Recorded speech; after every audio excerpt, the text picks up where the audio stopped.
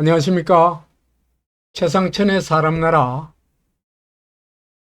오늘은 윤석열 한미일 중추전략 네 번째, 제목은 문재인 소중공 2017년. 문재인 정권이 5년 있었잖아요. 그 5년은 대한민국의 5년이 아닙니다. 문재인은 취임하자마자 나라를 소중국으로 만들어버립니다. 그래서 그가 대통령이 된 첫 해 2017년에 이미 대한민국은 소중국으로 바뀌어버렸습니다. 어떤 과정을 거쳐서 소중국이 되었는지 그걸 오늘 말씀드리려고 합니다. 2016년 말에요. 문재인은 새해 사자성어를 발표한데 제조산하입니다. 산하를, 산과 물을, 강을 다시 만들겠다. 이 산과 강을 어떻게 다시 만들어요? 이 말은 전의를 해가지고 나라를 바꿔서 새로운 나라로 만들겠다. 이런 얘기입니다. 그런데 2017년은 대통령 선거가 있는 날이잖아요. 그리고 문재인은 대통령 후보잖아요.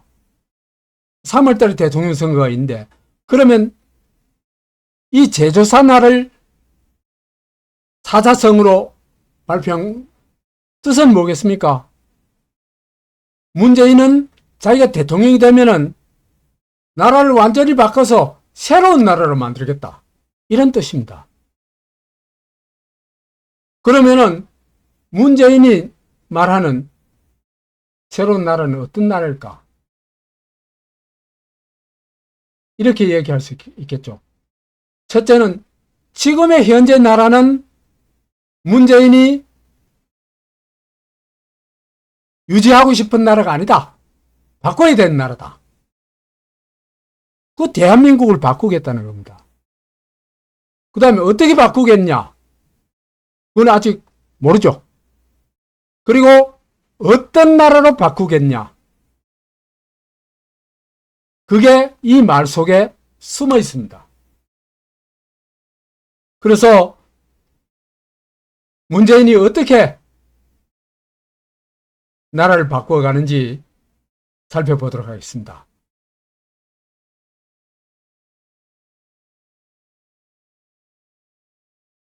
우선요, 문재인이 대통령에 당선이 됐죠. 3월 9일 날 투표에서 당선이 됐습니다. 당선됐는데, 당선되고 한 달쯤 후에 미국의 트럼프하고 중국의 시진핑이 정상회담을 했는데, 그 두 사람의 정상회담 자리에서 시진핑이 트럼프에게 이런 얘기를 했어요.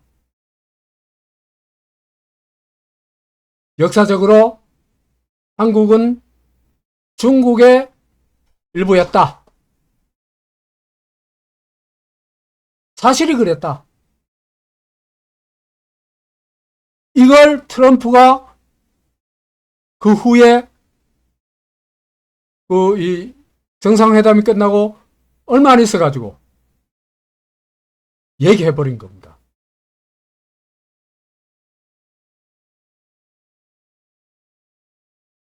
한국은 사실 역사에 중국의 일부였다더라 이렇게 폭로해버린 겁니다.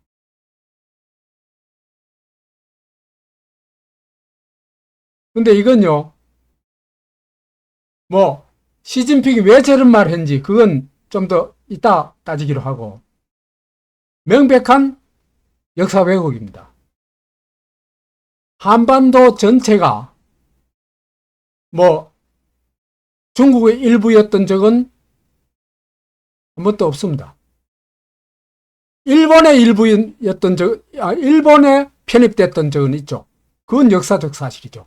한일 합방으로. 그렇죠. 그래서 35년 동안 지배를 받았죠. 근데 한반도 전체가 몽땅 중국에 편입된 적은 없습니다. 그럼 왜 이런 얘기를 하냐? 중국계 역사학자들이 이 사람들이 동북공정 하잖아요. 그죠? 이 사람들이 역사 왜곡을 해요. 중국 중심으로. 중국 제국 중심으로. 이게 제국주의적 시각입니다. 그래서 이 중화주의적, 제국주의적 시각으로 역사 왜곡을 해가지고 마치 전근대사회에서 한국이 중국에 편입됐던 것처럼 얘기하고 있는 겁니다. 이걸 흔히 말하자면 조공체제라고 얘기하죠. 그러니까 황제 국가가 주변의 이웃 나라들을, 중국은요, 종족 전쟁이 시도 때도 없이 벌어지는 나라입니다.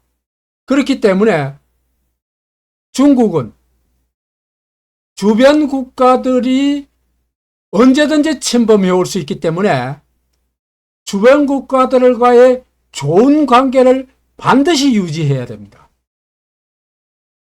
그래서 만들어낸 게 책봉 조공제도입니다. 그래서 황제 국가인 중국이 주변의 왕국에게 책봉을 하는 대신에 왕으로 책봉하고 그 다음에 연호를 제공하고 연호를 쓰도록 강요하고 이런 그걸 하는 대신에 공물을 주기적으로 이제 받아요. 이 조공을 받아요. 그러니까 이거는 국가 간의 체제입니다. 그죠? 중국과 주변 국가에.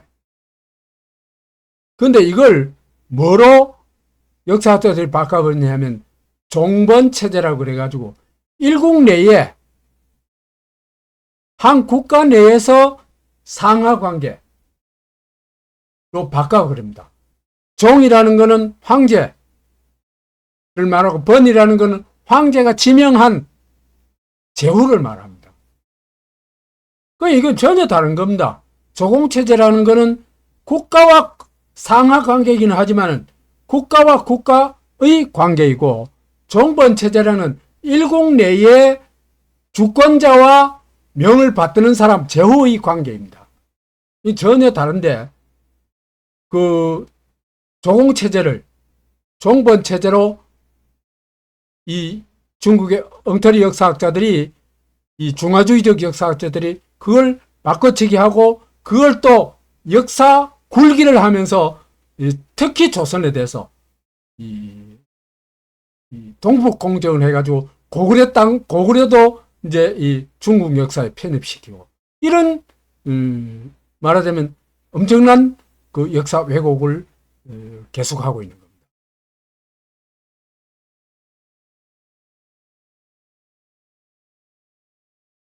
그래서 이건 그 한국은 중국의 일부였다가 아니라 이건 잘못된 겁니다. 잘못된 얘기고 이건 역사학자들이 시진핑한테 주입해 준 얘기입니다. 전통적으로 한국과 전근대 사회에서 한국과 중국은 책봉 조공관계였다. 이렇게 얘기를 할 수 있습니다.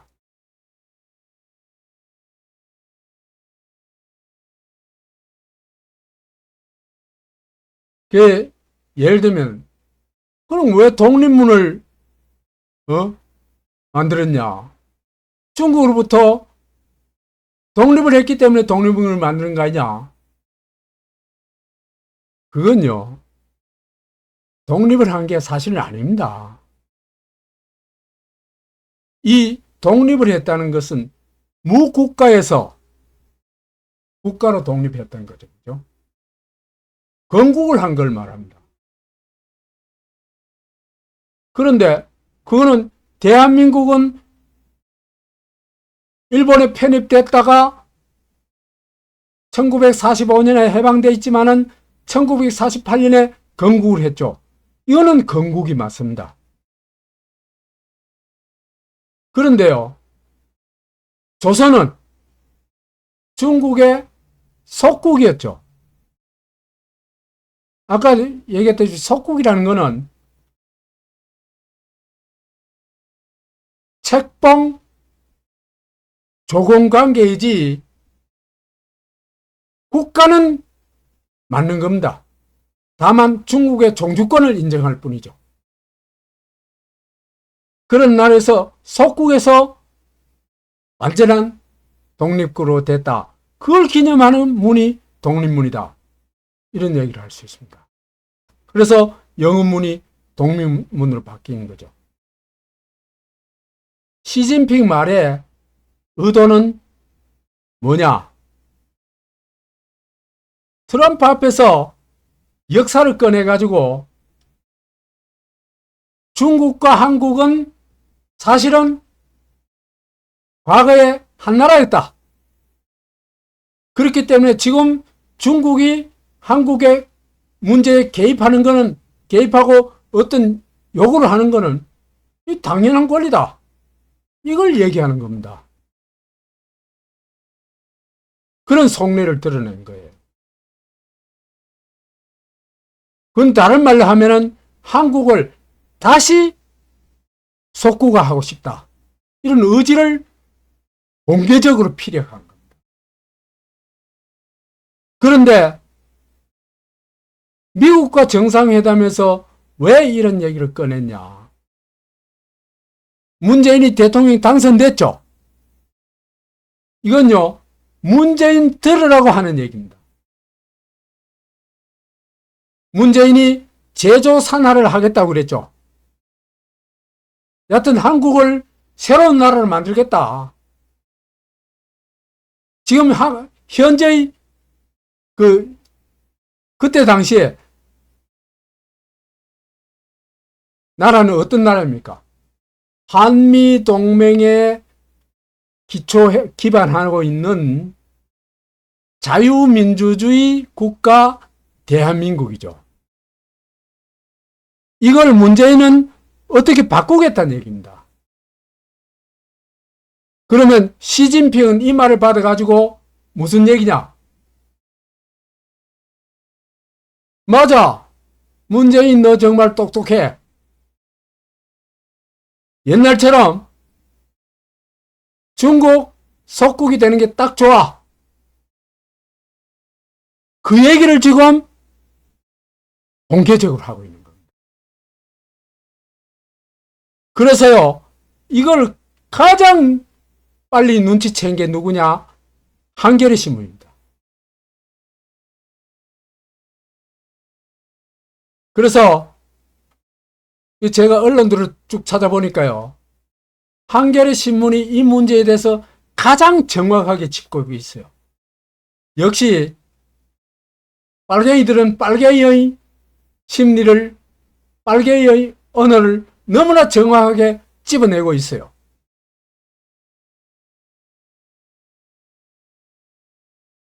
시진핑은 왜 한국은 중국의 일부였다고 했을까? 이제 쭉 여러 가지 설명을 하는데, 시진핑이 내걸고 있는 게 중국몽, 다시 말해서 중화민족의 위대한 부흥이죠. 이 중국몽이 중국이 명청 시기에 조선을 좌우할 때 종주권을 가지고 있었죠. 그렇죠?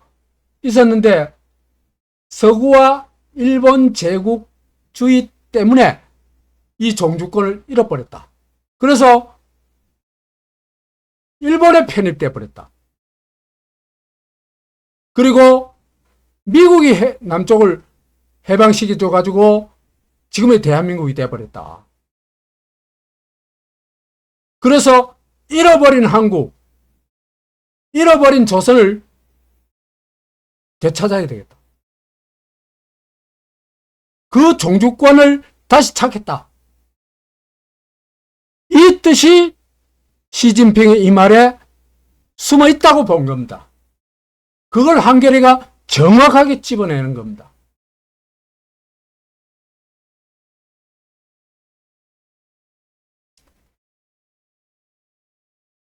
자, 그러면 시진핑의 이런 말, 한국은 중국의 일부였다. 이 말에 대해서 문재인은 어떻게 화답을 하냐? 취임식에서 중국 공산당의 국가, 말하자면 국가의 이 국정, 말하자면 캐치프레이즈라고 할 수 있는 말을 취임사에서 그대로 반복을 합니다. 없습니다.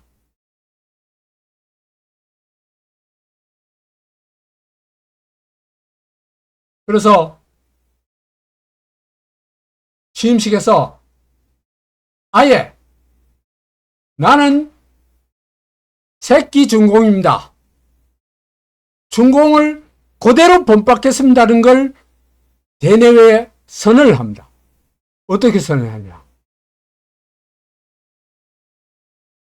인민일보에서 그 2015년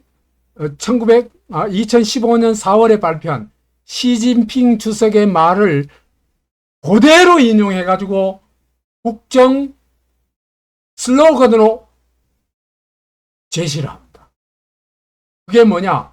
기회는 평등하고 과정은 공정하며 결과는 정의로울 것입니다. 이렇게 얘기합니다.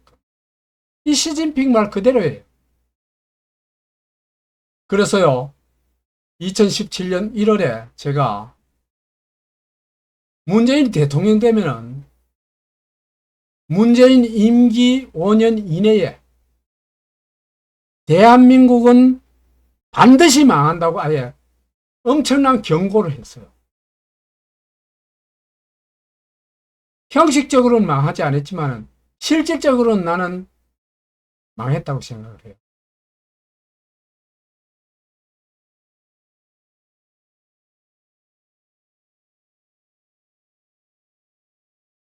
대한민국의 국정기조가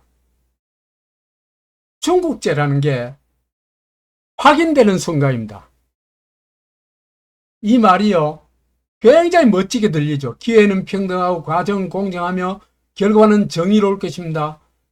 이거 다요, 그냥 고도의 유토피아적인 언어 유희에 불과해요. 말장난에 불과해요. 실제로는 어때요? 조국이 보면 알잖아요. 그 다음에 문재인이 자식 딸들한테 하는 거 보면 알잖아요. 지 마누라한테 하는 거 보면 알잖아요. 내 가족이 최우선이고 내 새끼가 최우선이고 내 부하가 최우선이고. 이거는요, 말하자면 그 인민들한테 환각을 가지도록, 말하자면 우리는 이런 나라야, 그 나라에 대한 무한 신뢰와 유토피아에 대한 어떤 기대감을 갖도록, 그죠, 환각을 일으키는 유토피아적 언어에 불과해요. 여기에 많은 사람들이 속아 넘어갑니다. 그 대표적인 게 공산주의고 대동사회 이런 말입니다.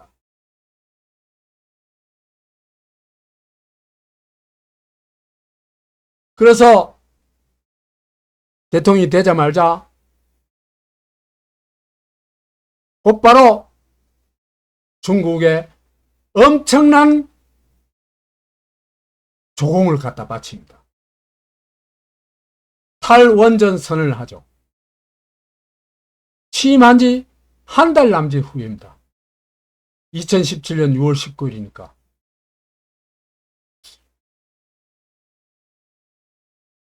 그래서 고리원전 1호기 영구 가동 중지 선포식에서 신규 원전을 전면 백지화하고 친환경 에너지 사업을 적극적으로 육성하겠다고 선언을 합니다. 근데 이게 어떤 결과를 가져왔느냐? 2030년까지 문재인 정부 탈원전으로 인해서 날아간 돈이 47조가 넘는다. 이 연구 결과를 내놓습니다. 중앙일보에서는요, 탈원전, 중앙일보 보도를 보면 탈원전 입법조사처가 한 겁니다. 분석한 건데, 탈원전 전력 손실 30년간에 1,000조 원이 넘는다. 1,000조 원이 이른다. 이렇게 분석하고 있습니다. 탈원전 하는 사이에 원전은 러시아하고 중국이 굉장히 발달해 있어요. 그래서 세계 원전 시장의 80%를 중국과 러시아가 장악해 버립니다. 한국은 완전히 현재 톱 클래스였죠. 중국, 러시아, 한국이 톱 클래스였는데 완전히 탈락해 버립니다.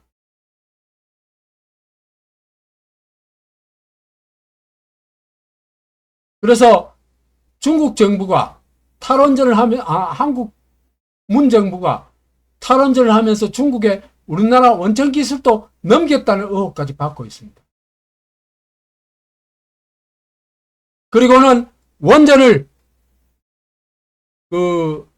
스톱시키면서 탈원전을 하면서 태양광을 전국에 뒤덮어 가지고 특히 전라도 지역에 뒤덮습니다. 제일 만만한 곳이니까요. 전라도 환경은 엄청나게 파괴합니다. 보세요. 전북 장수군 천천면 산지에 건설된 태양광 발전소 모습을 한번 보세요. 흉측하죠? 이게 뭡니까, 이게?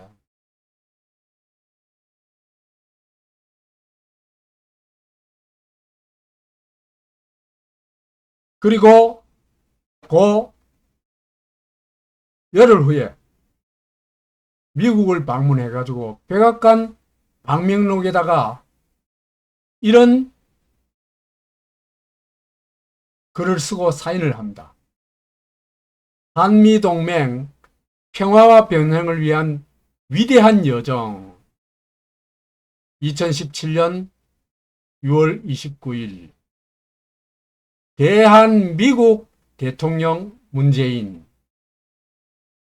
나 이건 처음엔요, 이 친구 실수를 했구나 이래 생각했어요. 근데 요즘에 문재인 이놈이 하고 싶었던 말이 뭐냐 하는 걸 깨달았어요. 1990년대까지도 그죠? 북한에서는 남한을 미국의 미제국의 식민지라고 선전했어요. 또 이론적으로 그렇게 설명을 해요. 그리고 남한은 그 식민지가 돼가지고 자기 결정을 할 수 있는 게 아무것도 없고 거지들이 우글거리는 사회라고 계속해서 북한 주민들한테 광고를 하고 남한에도 그런 선전을 합니다.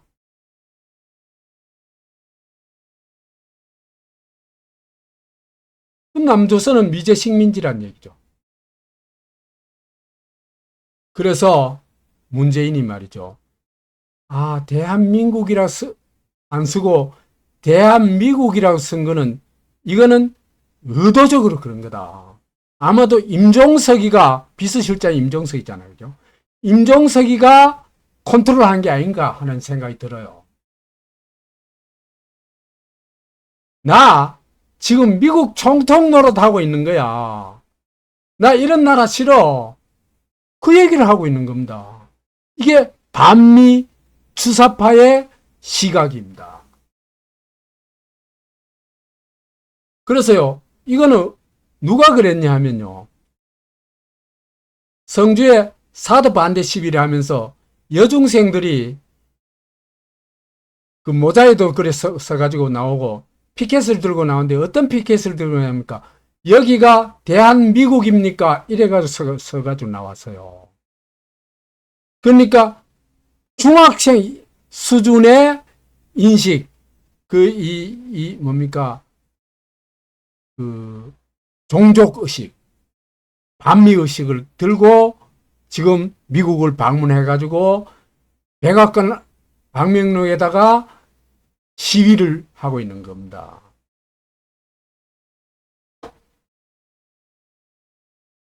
소심하게 짝 없는 시위죠. 자, 이건요, 왜 이런 짓을 했냐 하는 그건요, 그의 행동을 보면 알아요. 사드 문제에 대해서 문재인이 어떤 짓을 했냐. 사드가 배치된 거는 문재인이 박근혜 때죠. 2016년 7월 8일 날. 그렇다 이제 중국은 격렬한 반대를 합니다.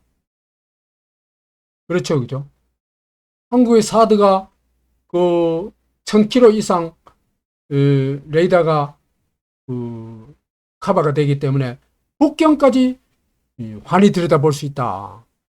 그러면서 결사 반대한다고 뭐 엄청나게 길길이 날뛰었어요. 그래가지고 한한령을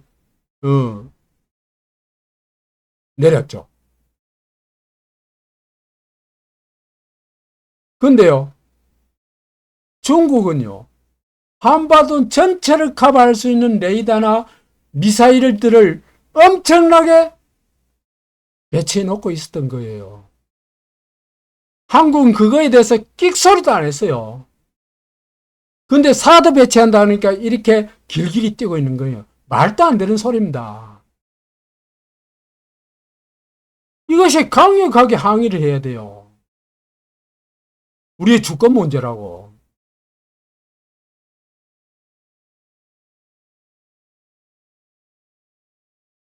거기다가 2020년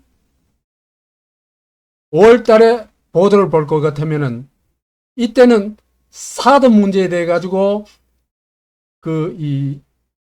문재인이가 사드 배치를 못하도록 꽉 막고 있었죠. 미국이 무슨 소리를 하든 문재인은 사드 배치 안 하는 겁니다. 그러면서 그죠? 이제는 미국은 중한 관계 방해 말라고까지 미국한테 요구를 해요.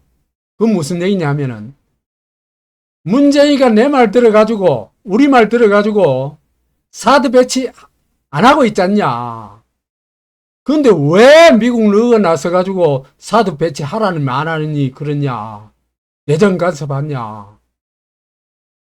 이거 중국도 내로남불이죠. 저거 하면은 내정 간섭 아니고 미국이 하면 내정 간섭이고. 그러니까 이런 말이 어떻게 나오냐. 문재인 정권 들어와서 한미 관계 보다가 한중 관계가 훨씬 가까워지고 한중 친선이 되고 미국은 완전히 왕따 돼 있다는 표현이 이런 표현입니다. 감히 어디 미국이 말이야 한중 우호 관계에 끼어들려고 해. 너희는 빠져! 이 얘기입니다. 얼마나 자신감이 있어요. 문재인이 얼마나 꼬박 노릇을 잘했으면 이런 말이 나올까요, 중국에서. 중국이 어떻게 했냐? 문재인이 어떻게 해서 그랬냐? 문재인 5년 동안요, 중국을 위해서 사드 배치를 결사코 방해 정도가 아니라 안 했습니다, 아예. 사드 들어오긴 들어왔지. 그렇지만은, 성주에 원래 배치하려고 하던 지역에 갖다 놓기는 갖다 놨어요. 그것도 문재인이 갖다 놓은 게 아니에요. 박근혜가 갖다 놓은 거예요. 갖다 놓고는 뭐 배치할 생각을 안 하는 거예요.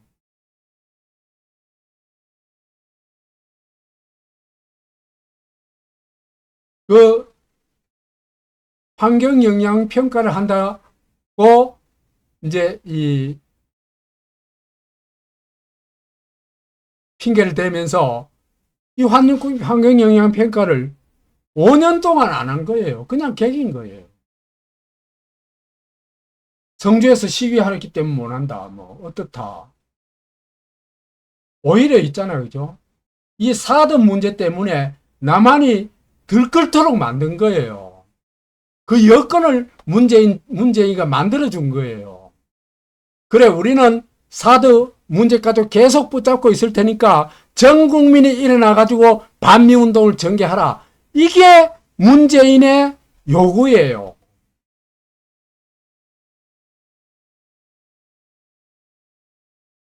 그래서 문재인 정부 때까지는 사드 배치를 정식으로 못하고 있다가 윤석열 정부가 들어와가지고 급진적으로 추진해가지고 사드 배치를 할 수 있게 된 겁니다. 이 사진을 보면요. 이 문재인이 대통령 취임하기 한 13일 전에 그 성주 골프장 터에 사드 장비를 이제 갖다 놓습니다. 그리고는 배치를 못 하는 거예요.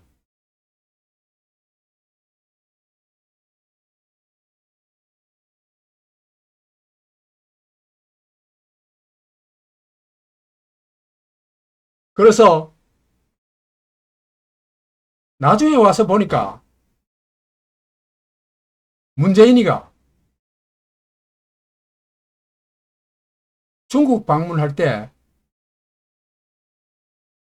12월 달에 2017년 12월 달에 중국 방문하죠. 할 때 어떤 나쁜 영향을 끼칠까봐 아예 뭐예요? 이 추진을 못하도록 만들어 놓은 거예요. 사드 배치를 못하도록 딱 만들어 놓은 거예요.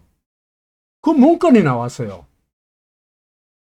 계획된 VIP 대통령 방 중에 영향이 불가피하며 연내 추진이 제한된다. 2019년 12월 3일 국가안보실 회의 결과 보고서에 그런 문구가 나올 정도예요.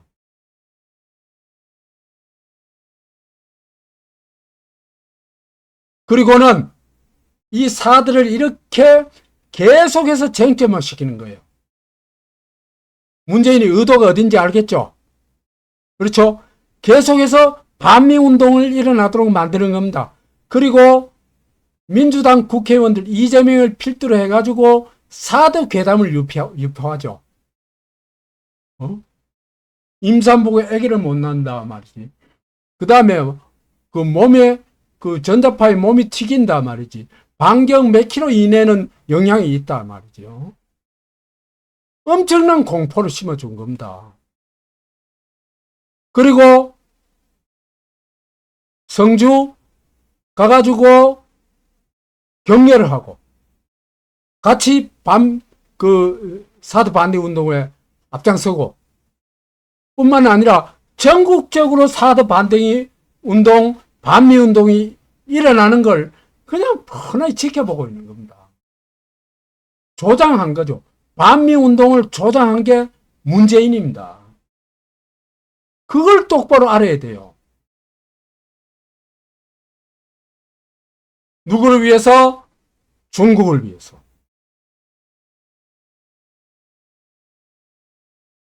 그리고는 중국에 방문하기 전에 엄청난 조공을 갖다 바칩니다.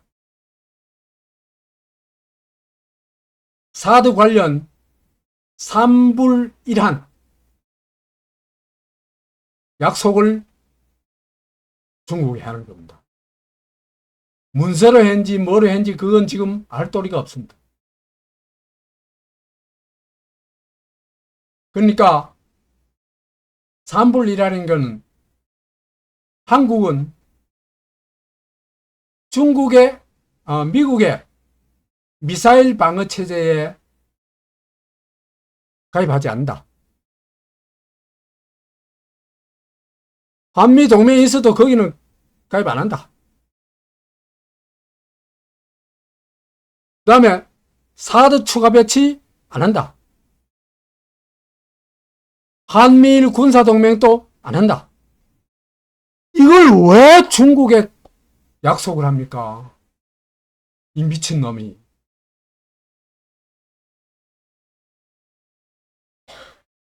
그러니까 국가안보상을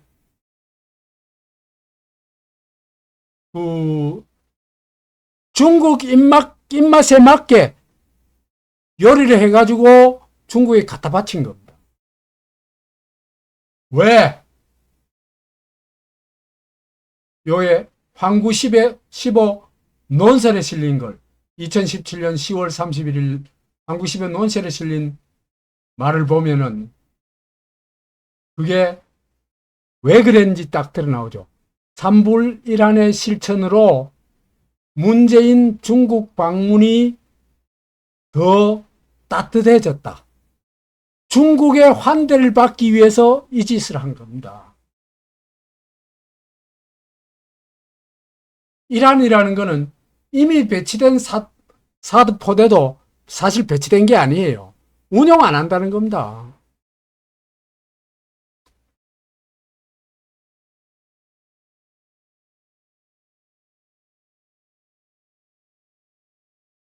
그래서 2017년 대한민국은 이미 중국 중화인민공화국의 꼬봉이 되어버린 겁니다. 중공은 종주국 행사를 이미 하고 있는 겁니다. 종주국으로 이미 섬기고 있는 겁니다. 감히 중국이 불편한 중국의 안보에 중국이 싫어하는 안보 사항에 대해서는 중국의 입맛에 맞춰야 된다. 이게 속국의 태도죠. 그렇죠. 종주국 대접을 하고 있는 겁니다. 그래가지고 시황제에 대한 아련을 허락받은 거죠.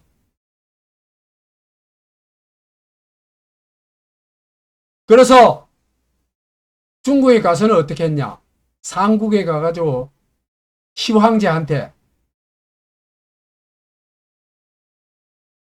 3배 또는 3궤 3번 꿇어앉아가지고 3번 절하면서 절할 때마다 3번씩 이마를 땅에 찢는 겁니다. 피가 나도록. 이 의뢰를 오늘날 실제로 하지는 않았겠죠. 그렇지만 거기를 그렇게 말할 수 있는 베이징 때 연설을 합니다. 정말 베이징 때 연설 보면 기가 딱 찹니다. 근데 그래도요, 대접을 전혀 안 해줘요. 왜? 황제가 응? 속국에 신하가 왔는데 무슨 대접을 해? 그냥 한번 만나주는 것만, 아련을 받아주는 것만 해도 엄청난 시혜를 베푼 건데, 그래가지고 아래껏 취급을 하니까 대접도 전혀 못 받고 혼밥을 하고 있는 거예요. 그래서 이 문재인은요, 한국이 중국에 조공을 바치는 국가로부터 1910년도에야 빠져나왔죠. 탈중국을 했죠. 그것도 불행하게 우리 힘으로 탈중국한 게 아니고 일본 힘으로 탈중국했어요. 일본에 편입되면서 탈중국한 거죠. 그 이후로 107년 만에 2017년도에 자진해서 중국 속구로 들어간 겁니다. 나를 갖다 바친 겁니다.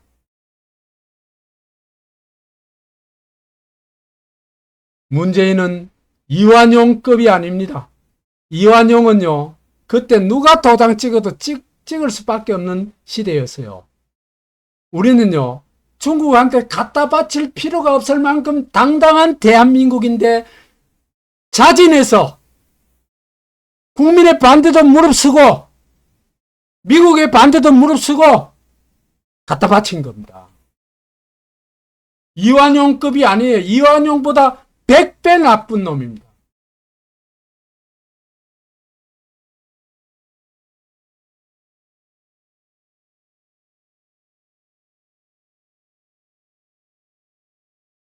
그리고는요,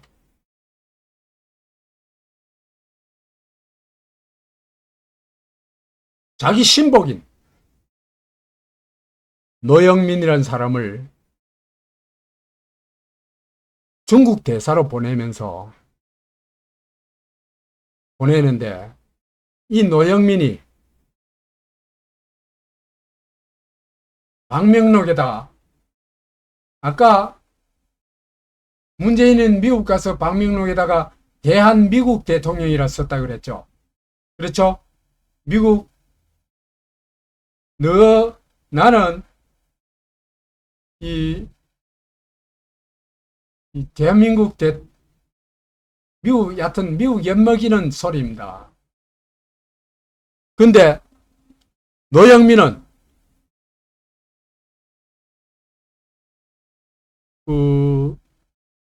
중국에 대한 또 시황제에 대한 충성을 맹약하는 그런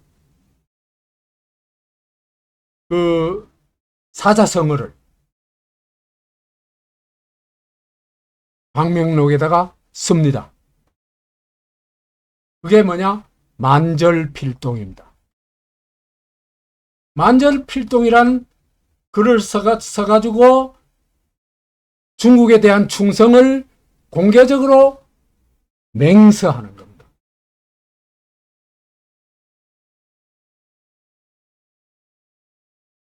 그래서요, 이 사람은요, 보세요. 이 문재인이 비서실장을 보면은요, 일기 비서실장은 임종석이잖아요. 임종석이고, 이 임종석이는 한국에서 주사파, 종북파의 대표라고 할 수 있어요. 그 다음에 2기 비서실장 노영민이죠. 이 노영민은 한국에서 최고의 종중파예요.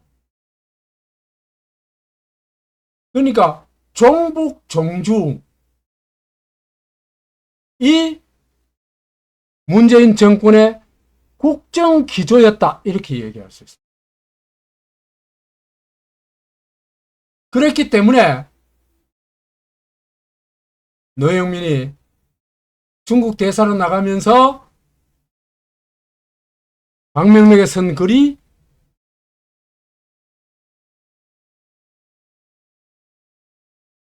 만절필동인 겁니다.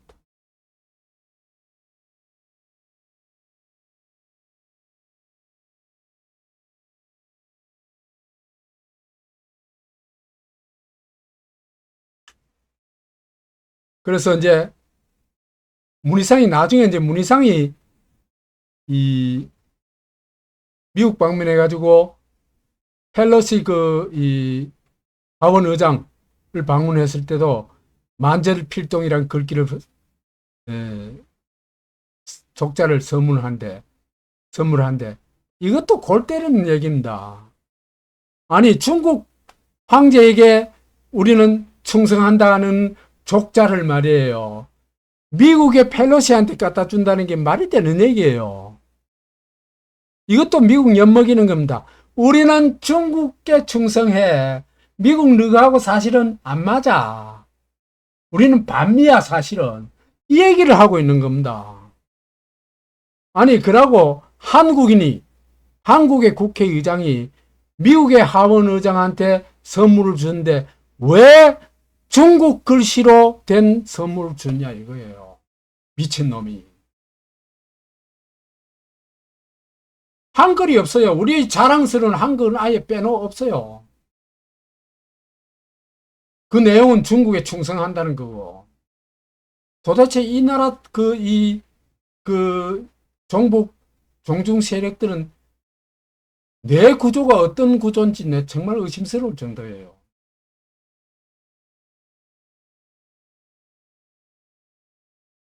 만절, 필동, 제조, 번방. 이게 그죠? 이 조선을 지배했던 정신이에요. 조선 지배층을 지배했던 정신이에요. 만절, 필동은 황하가 만구비로 꺾이지만은 반드시 동으로 간다. 신하는 반드시 천자에게 충성을 해야 된다. 이 뜻입니다. 원래 그 뜻이. 그리고 이 문자하고 같이 뭐가 쓰여 있어요? 제조 번방이죠. 다시 번방으로 만들었다. 이게 무슨 얘기냐면은 우리는 원래 중국의 번방인데, 번방이 뭐냐면 중국에 속한 중국의 황제의 명을 받는 지역, 단체, 조직 이런 뜻입니다. 이건 나라라고 얘기할 수도 없습니다. 여하튼 중국의 황제의 명을 받는 그런 나라로 다시 만들어줬다. 어떻게?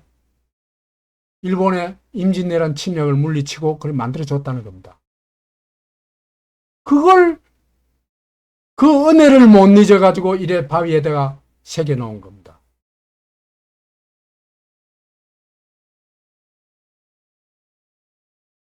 그리고 이들의 추구하는 가치는 뭐냐 하면요.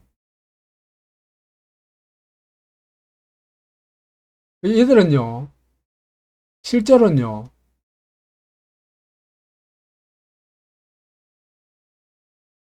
실제는 이들은 오랑캐 청나라 타도를 외치다가 정묘호란, 병조호란에 나라가 쑥대밭이 됐죠. 그렇죠? 그 명나라가 말하면서 나라도 잃어버렸어요. 그 나라도 여하튼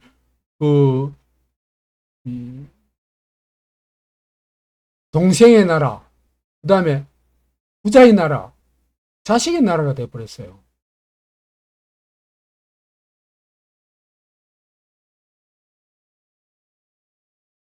그래서 이들은요, 정신적 고향이 뭡니까? 명나라,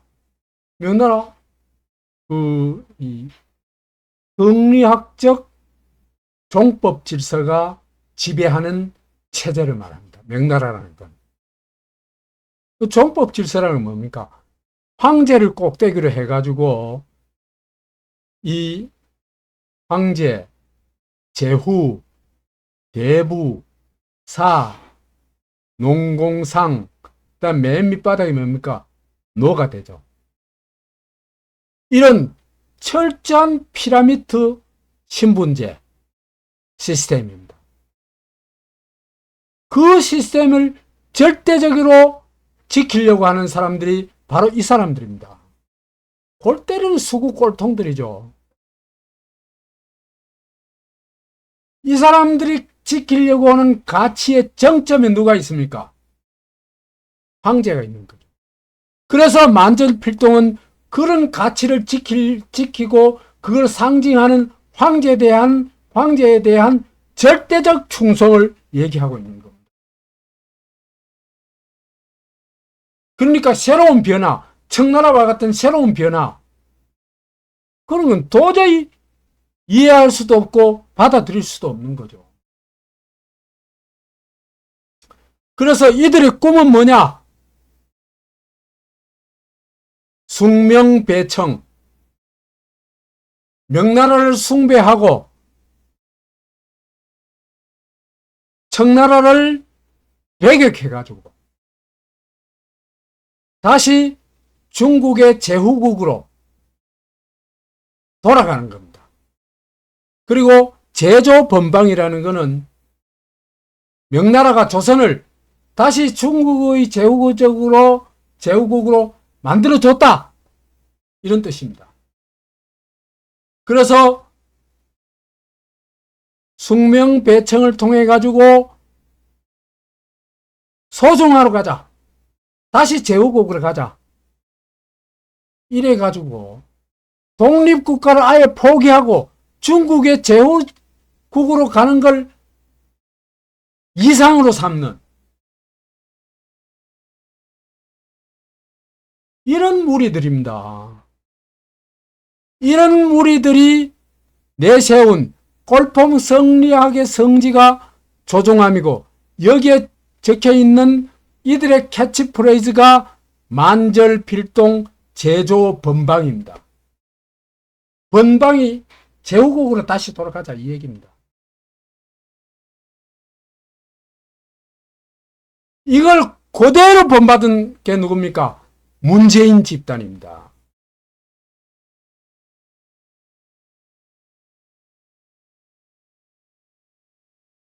그래서 중국 속국으로 아예 중국을 방문해가지고는 중공 속국을 선언을 합니다. 북경대학에서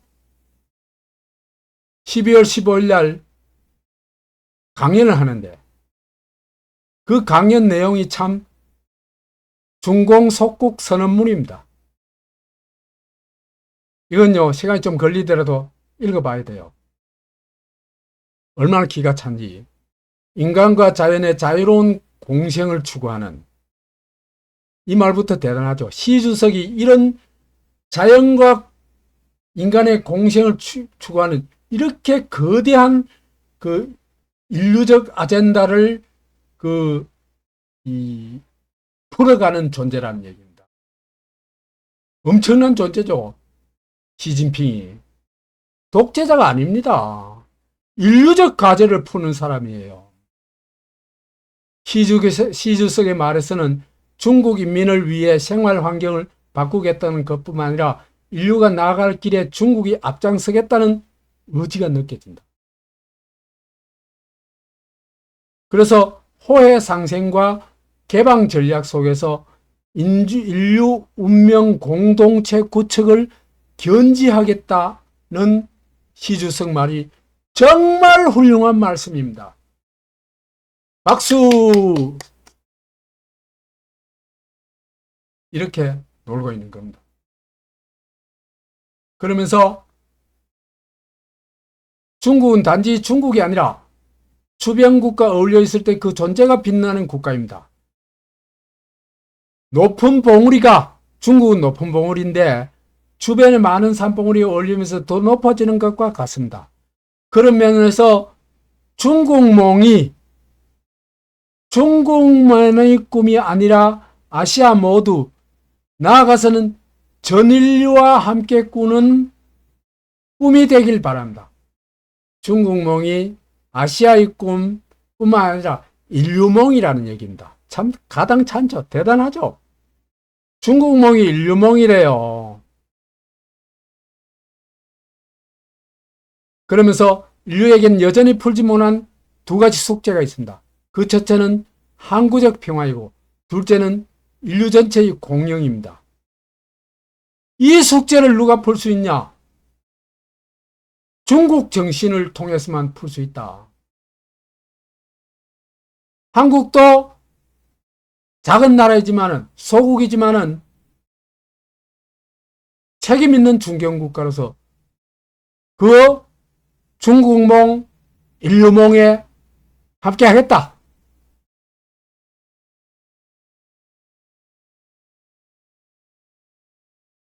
그래서 양국은 일방의 번영이 서로에게 도움이 되는 공동 운명체이다. 여기요. 누가 주고 누가 종이겠어요? 공동 운명체의 주는 중국이고 종은 한국입니다. 이거 보면 알잖아. 인류몽을 선도하는 건 누구? 시진핑이고 중국이고 중공이고 우리는 그걸 따라가겠다는 얘기 아니에요.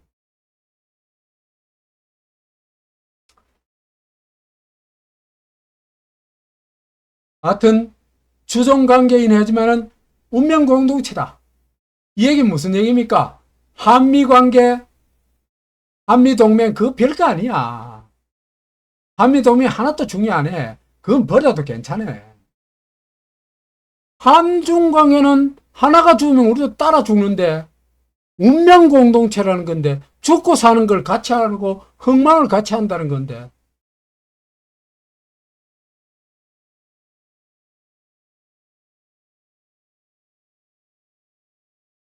탈미 친중하겠다는 얘기죠. 마찬가지로 한국에는 중국의 영웅들을 기리는 기념비와 사당이 있다. 광주시에는 중국 인민해방군가를 작곡한 한국의 음악가 정율성을 기념하는 정율성로가 있습니다. 마오쩌둥 주석이 이끈 대장성에도 조선 청년이 함께했다. 그래서 광주 봉기에도 참여한 김산이다. 이 중국 공산당의 동지다. 이 무슨 얘기입니까? 말하자면 중국 공산당에 우리도 함께했다. 역사를 같이 했다.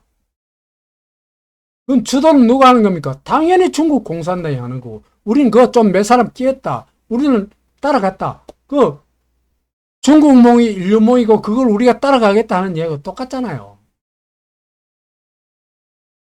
운명공동체고. 또한 한중 전략적 정책 협력을 확대하는 것이 필요합니다. 우리 정부는 중국의 1대1로 정책과 우리 정부가 새롭게 추진하고 있는 신북방 정책과 신남방 정책 간의 연계를 희망합니다. 이건 무슨 얘기냐면 중국 1대1로 정책에 한국의 문재인 정권의 신북방 정책과 신남방 정책을 연결시켜 달라는 얘기입니다. 말하자면 중국몽의 일부가 되겠다 이 얘기입니다. 그게 소중국이지 뭡니까? 중국 속국으로 가겠다는 얘기예요.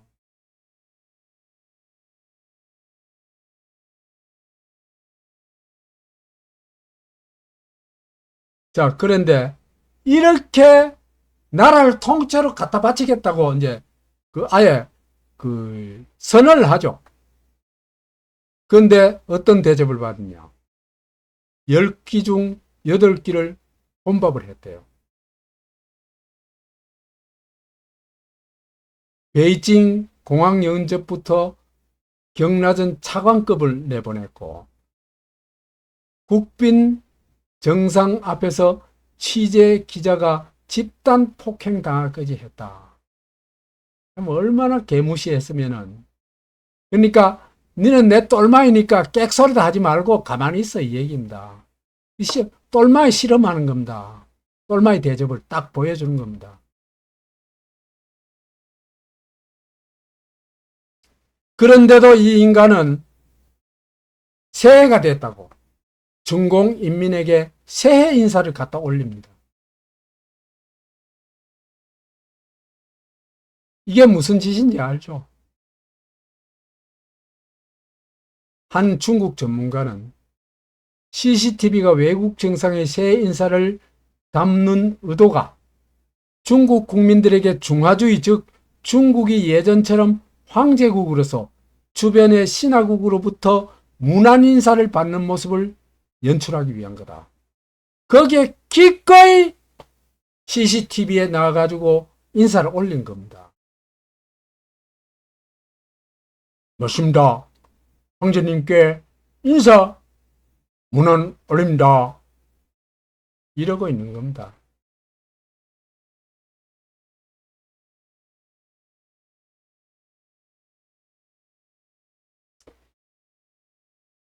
자, 이제 문재인과 시진핑이 꿈꾸는 나라, 그걸 한번 따져볼 필요가 있습니다. 왜?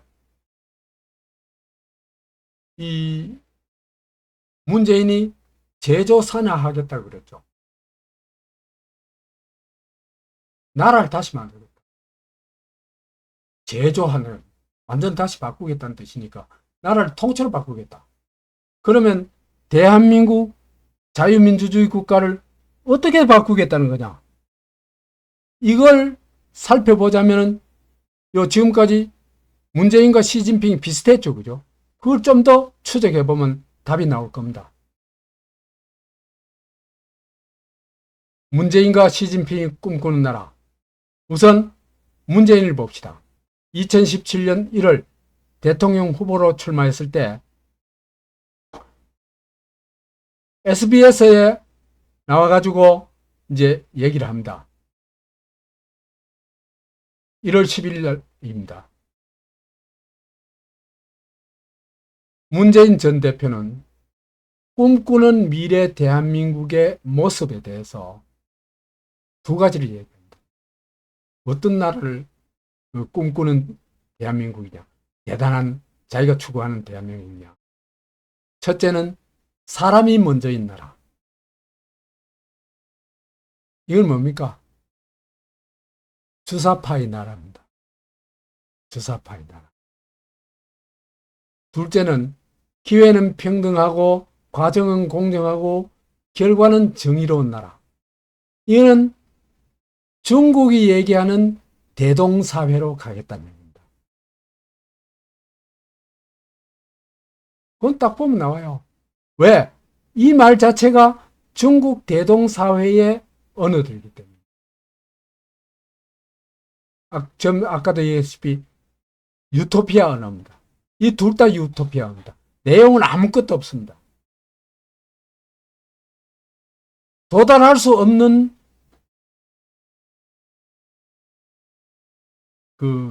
노 플레이스예요. 유토피아예요. 천국을 얘기하고 있는 것에 불과합니다. 이게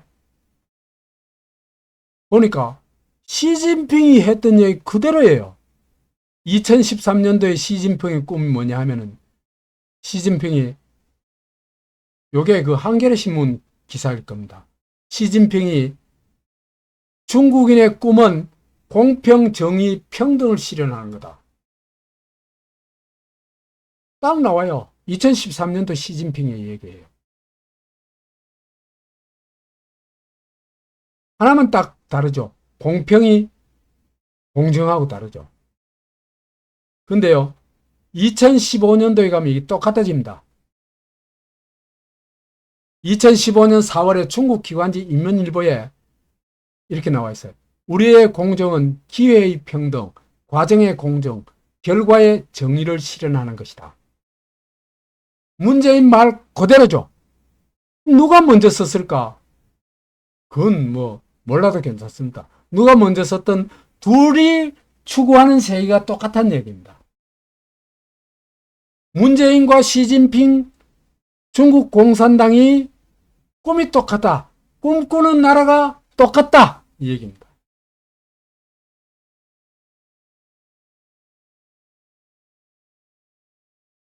자, 이제 제조 산하의 모습이 거의 드러났습니다.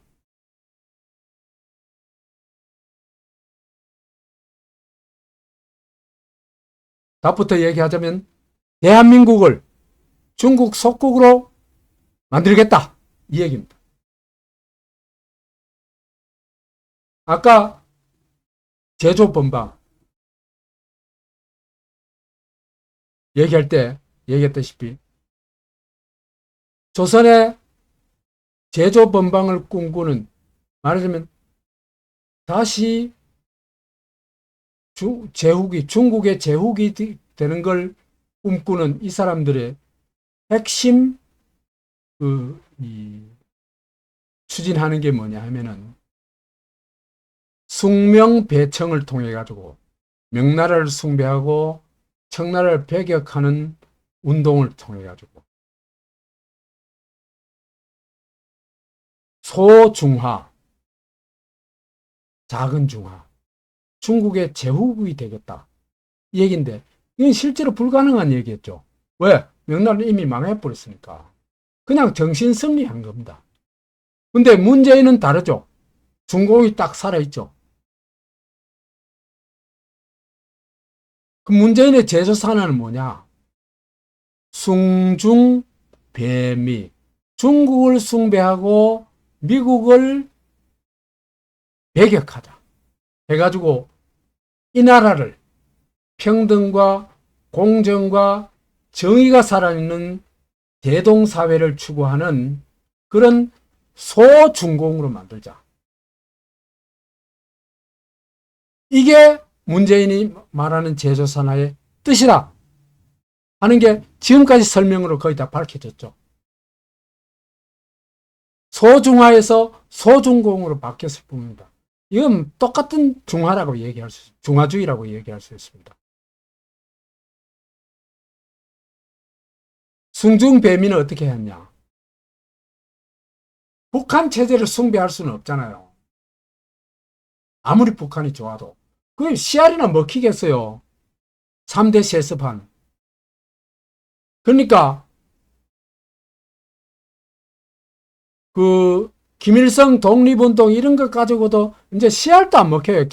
김일성 그 북한 체제가 워낙 골 때리는 체제가 돼버렸습니다. 골 때리는 3대 세습 체제가 돼버렸습니다. 아무한테도 안 먹혀요. 그러니까 얘들이 유토피아를 새로 만들어가지고 제시하기 시작한 겁니다. 그게 뭐냐? 중국 공산주의 대동사회를 숭상하는. 공산당 유토피아 얘기해가지고 그것도 아무도 안 속는다. 그런데 대동세상 저건 또 그럴듯해요.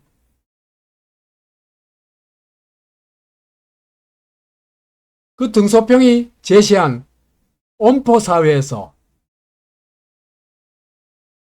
그 소강사회로 갔다가 소강사회에서 대동사회로 간다. 그래서 평등과 공정과 정의를 통해서 대동사회, 대동세상. 이 대동세상의 뜻은 뭐냐면 그냥 평등세상입니다. 이것도 막연하기 짝이 없는 그냥 유토피아일 뿐이에요. 그래서 여기서 핵심 가치가 뭡니까? 체제를 지탱해주는 핵심 가치, 평등입니다. 그런데 이 평등이라는 건요, 자유가 없는 평등은요, 지옥입니다. 왜 그러냐 하면요, 평등을 만들어내기 위해서는 모든 사람을 기계로서 사람 만들어내듯이, 찍어내듯이 있잖아요. 만들어내야 됩니다. 안 그러면 평등이 불가능해요.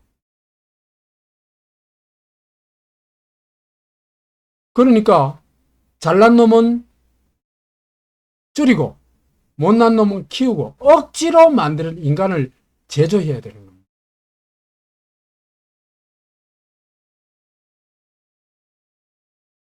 그래서 여하튼 이 평등, 이 체제의 중심 가치, 핵심 가치가 되면은 이 체제는요, 뭐 조금 이따 얘기를 하겠습니다. 생지옥국가입니다. 나중에 또 얘기할게요. 이거는 공산주의고 뭐고 다 이거는 생지옥으로 갈 뿐만 아니라 결국은 무너질 수밖에 없습니다. 근데 이 평등을 최대 가치로 삼을 때 제일 경계하는 게 뭡니까? 자유입니다. 왜? 자유, 개성, 개인화 이런 게 인정될 것 같으면 평등이 유지될 수가 없겠죠. 그렇죠? 평등을 유지하는 데는요, 어마어마한 거대 권력이 있어야 평등이라는 게 유지가 됩니다. 안 그러면 평등해질 수가 없어요. 인간은 왜 그러냐면 인간이 수십억이 되면서 무한한 다양성과 무한한 차이가 있기 때문입니다. 그걸 억지로 어떻게 평등하게 만들어요? 그건 어거지일 뿐이에요.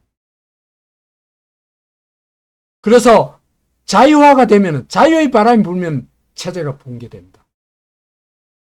그렇기 때문에 자유화를 결사 거부하고 이들이 진짜 결사적으로 거부하는 게 뭐냐? 자유투표입니다. 표를 국민한테 줘버리면 주권자한테 줘버리면 평등체제가 유지되겠어요. 그래서 이들은 미국의 자유주의, 개인주의, 자유민주주의를 결사코 거부합니다.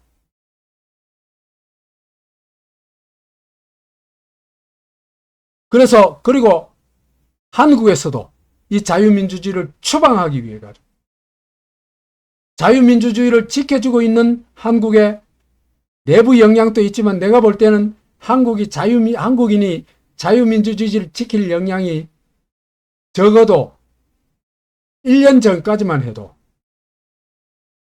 저는 택도 없이 부족했다고 생각합니다. 지금은요, 윤석열이 계몽령 이후에 한국인들이 자유민주주의를 지킬 수 있는 역량이 한 5, 60% 정도까지는 나는 컸다고 봐요. 엄청난 겁니다.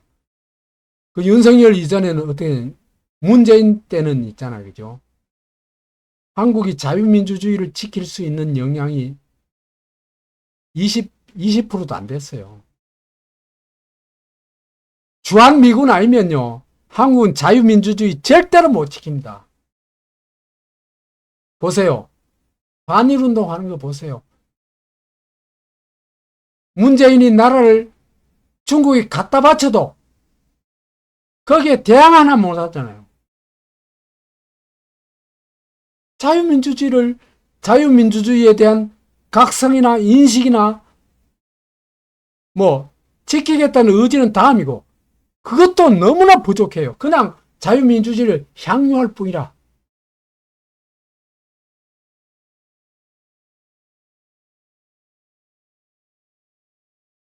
그러다 보니까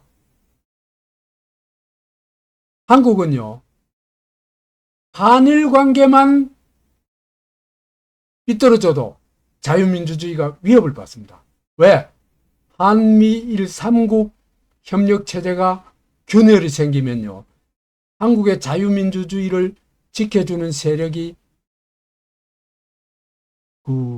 힘을 잃게 되기 때문입니다. 그럼 한국인은 어떤 생각을 가지고 있냐? 자유민주주의 생각 안 가지고 있습니다. 그걸 가지고 있는 사람은 한 20%밖에 안 됩니다. 그럼 80%는 어떻게 돼 있냐? 한 50%는요, 그냥 세뇌당한 사람들. 주입하면 주입한 대로 따라가는 사람들.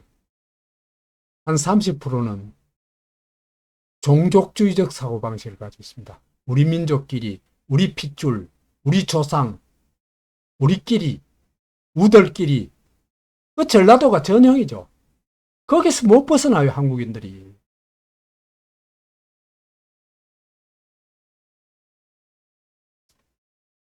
그래서 얘들이 어떻게 했냐? 한미 동맹, 한일 협력이 깨지도록 엄청난 공격을 합니다. 수적으로는요, 요렇게 획책한 놈들이 1%도 안 돼요, 1%도. 그런데 자유민주주의에 대한 이해도 부족하고, 그러니까 더욱더 그걸 지키려고 하는 의지는 한국인에게 거의 없다시피 하니까 반미운동, 반일운동을 하면은 한국 전체가 흔들리는 겁니다. 그래서 반미운동에 나선 세력들한테 한국이 엄청나게 휘둘리는 겁니다. 대진년, 민노총, 정교조, 전농, 천주교, 민주당, 이 세력들이 전부 반미 세력, 반미운동 세력. 그 다음에 한미일 협력 체제에서 약한 고리가 뭡니까? 일본 아닙니까? 그죠? 왜? 일본 식민 지배, 위안부, 독도, 후쿠시마 이런 걸 매개로 해가지고 언제든지 반일을 선동할 수 있거든요. 그래서 이 약한 고리를 탁 끊어내므로써 한미일 협력, 그러니까 자유진영의 어떤 그 결합력을 깨부숴 버릴 수 있는 겁니다. 그래서 이들이 노리는 게 뭐냐면은 일본과 친한 세력, 자유민주주의 세력을 토착 외구로 공격을 하는 겁니다.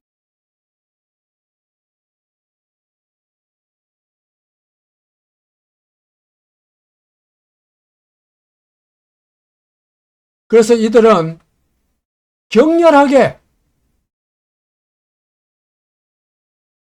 중국을 숭상하고 미국을 배격하는 운동을 펼쳐나가죠. 그리고 한국 사회는 거기에 너무나 취약한 모습을 보이고 있다. 그렇게 볼 수 있습니다. 대한민국, 그리고는 이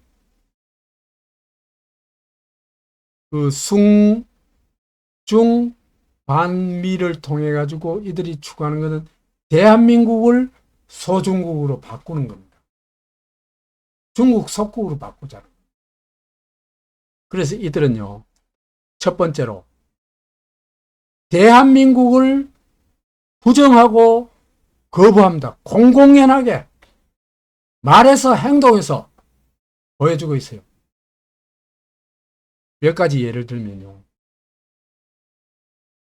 1948년에 8월 15일 날 대한민국이 건국을 했죠.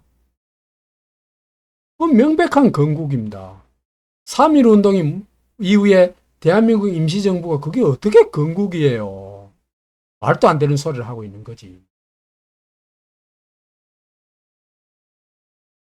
그래서 일본에 편입된 나라가 독립을 해가지고 이제 이 미군정을 거쳐가지고 독립을 해가지고 건국을 한 거죠.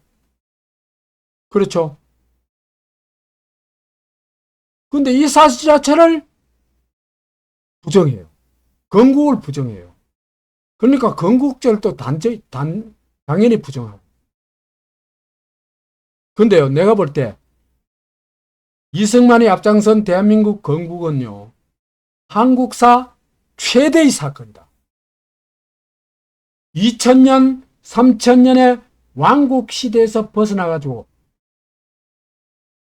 최신의 민주공화국을 수립한 겁니다. 그리고 그 공화국이 미국과 일본의 지원으로 세계가 놀랄 정도의 기적을 이뤄냈죠. 어마어마한 인류사적 사건입니다. 이걸 이놈들은 끝까지 부정하고 있습니다. 왜? 대한민국을 긍정하면은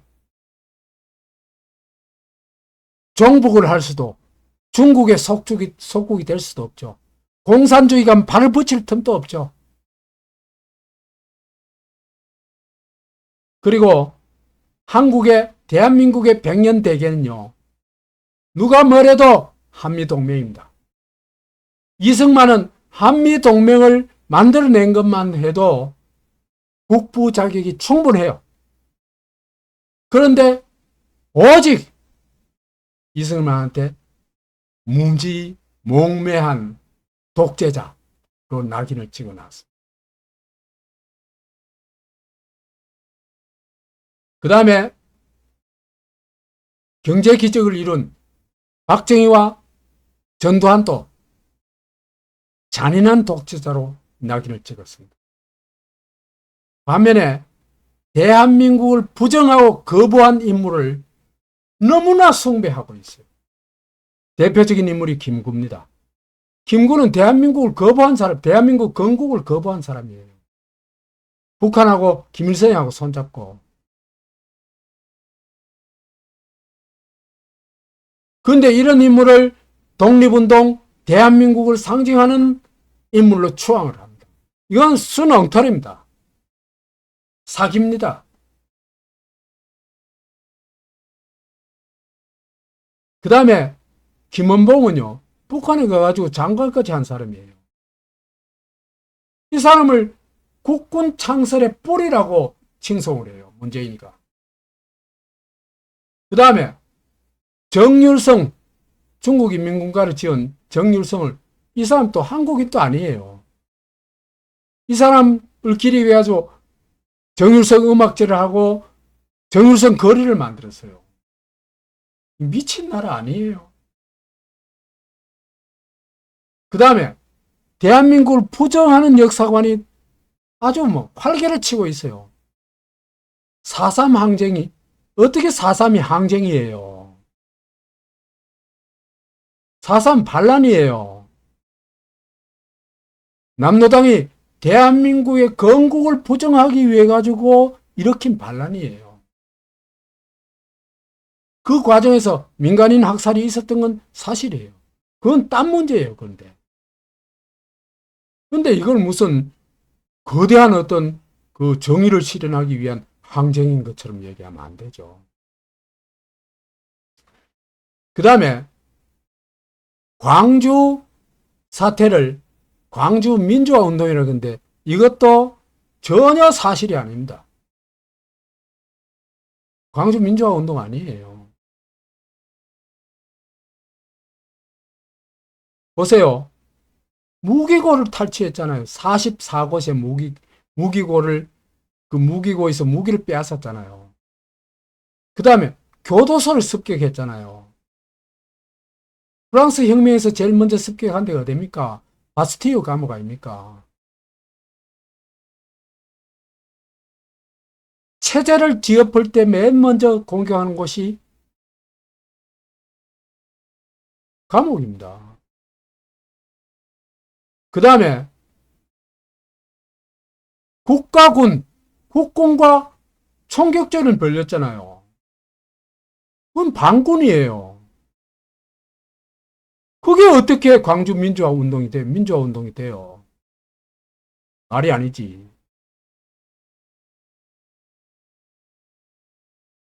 그 다음에 한국을 정말 생지옥처럼 낙인을 찍고 그걸 선동을 해요. 근데요, 한국이 안전성에 있어서는 확실히 세계적 수준이에요. 그 다음에 교육과 의료보험 이런 건요, 의료보험, 그 다음 행정 서비스 이런 데 대한 접근성은요, 한국이 거의 세계 최고 수준이에요. 빈부격차도요, 선진국 중에서도 양호한 편이에요. 그런데 이런 나라를 헬조선이라고 낙인을 찍어요. 왜 그럴까? 대한민국을 저주받은 나라로 만들기 위한 프레임입니다. 그 다음에 이 사람들은요, 행동을 보면은 태극기는 절대로 안 들고 나와요. 이 사람들은 한반도기 아니면은 각자 이 빨갱이 깃발들 들고 나와요. 이 사람들 대한민국을 인정하는 사람들이 아니에요. 애국가도 안 불러요. 저끼리 모여가지고 님을 위한 행진곡 불러요. 이 사람들 대한민국 사람 아닙니다. 섬 하나 만들어가지고 어디 독립시켜야 돼요. 신안 앞바다에 그 섬 많잖아요.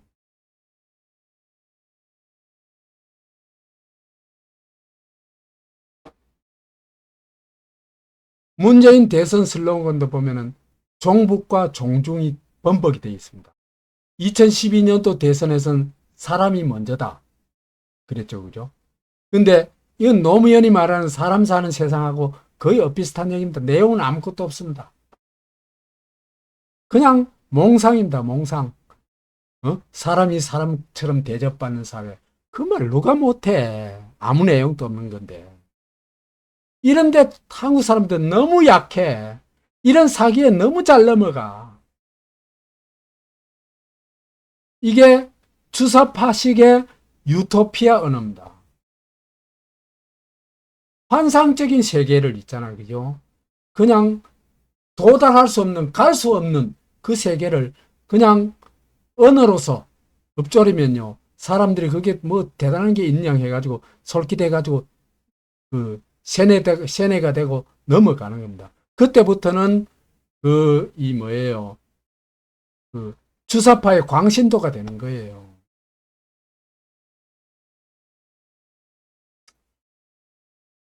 (2017년도에는) 대선에서는 이제 요번에는 저게 안 먹혀 들어가니까 중국 걸 가져옵니다. 기회평등, 과정은 공정하고 결과는 정의롭다. 이런 걸 통해 가지고 이제 소중국의 그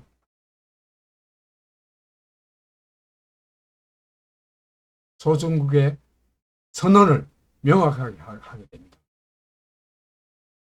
취임사에서도 베이징대 연설에서도 이런 소중국 내용은 뭐 풍만함, 엄청납니다. 넘쳐납니다. 자, 이제 문재인이 말하는 제조산하의 참뜻이 나왔습니다. 한미동맹에 기반한 자유민주주의 국가 대한민국을 중국 속국으로 만들겠다. 이 뜻입니다. 그래서 속국 원년에 문재인이가 5월 10일 날 대통령이 취임하고 나서 바로 속국으로 만들죠. 그 속국 원년에 무슨 일이 일어났냐? 단 한 8개월 사이에. 첫째, 중국을 대국, 우리를 소국, 중국을 상국으로 모십니다. 북경대 연설에서 그걸 이제 명확하게 보여주죠. 현대판 모화주의, 중화주의를 숭배하는 것. 그래서 중공은 중국 정신을 기반으로 인류 공동체를 추구하는 정말 인류적 국가다. 시진핑은 인류의 지도자다. 중국은 대국이고 한국 소국이다. 중국, 한국은 운명 공동체다. 그래서 박원순 같은 사람은 파리가 돼가지고 중국 궁둥이 붙어가지고 달려야 된다. 말리를 가야 된다고 얘기하죠.